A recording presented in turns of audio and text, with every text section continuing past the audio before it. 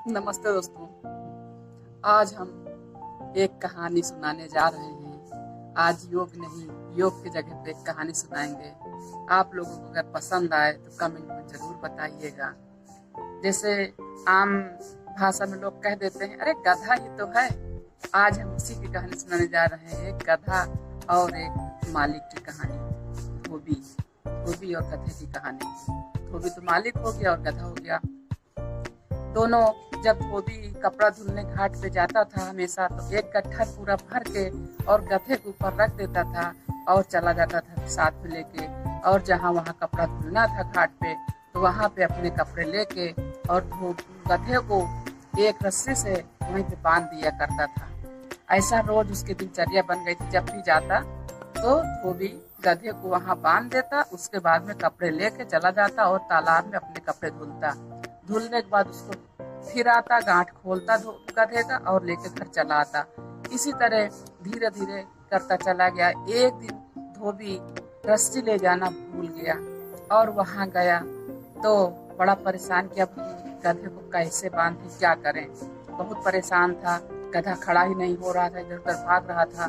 तब एक संत उधर से निकले। संत ने कहा, क्या हुआ भैया? तो धोबी ने कहा कि क्या बताएं महाराज जी, आज हम रस्सी लाना घर से भूल गए। हमारा जो गधा है वो खड़ा ही नहीं हो रहा है, तो हम इसको कैसे बांधे, हमें कपड़े काफी धुलने हैं। बोला, अच्छा, तुम जिस तरह उसको रोज रस्सी से बांधते थे उसी तरह उसके गले में रस्सी डाल के, मतलब झूठ मूठ की रस्सी, हाथ ऐसे करो कि हमने उसके मुंह में गले में ऐसे रस्सी बांध के ऐसे और रख दो, तो समझेगा कि मेरा जो है काला रस्सी बंध गई है मेरे। अब उसी तरह उसने धोबी झूठ मूठ का उसी तरह एक्टिंग किया कि हम रस्सी बांध रहे हैं। अब धोबी चला गया अपना गट्ठर लेके तालाब में और धो रहा है, आराम से कपड़ा धुला। जब कपड़ा धुल के आया तो उसके बाद गट्ठर उठा के गधे के पीठ पे रखा। अब धोबी ने गधे से मारा डंडा कि चले, तो वो चले नहीं। उसको बार बार उसको धोबी वो करे कि चले चले, और चल ही नहीं रहा। अब धोबी बड़ा परेशान कि ये संत पता नहीं क्या जादू कर गए हैं, अब मेरा गधा तो चल ही नहीं रहा है। अब बहुत देर तक वहीं पे खड़ा परेशान कि हम क्या करें, इसको इतना मार रहे हैं डंडा डंडा और ये चल ही नहीं रहा है। उसके बाद में उधर से घूमते हुए संत फिर वापस आए। बोले, अब क्या हो गया?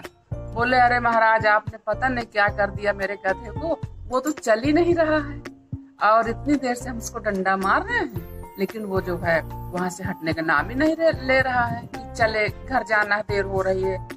तो बोले संत बोले कि अरे भैया, वो तो बंधा है ना।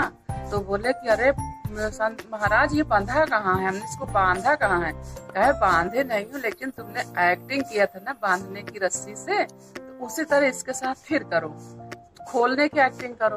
अपना हाथ उसके गले पे डाल के उसको खोलो, और खोल के दोगे तब वो चल देगा।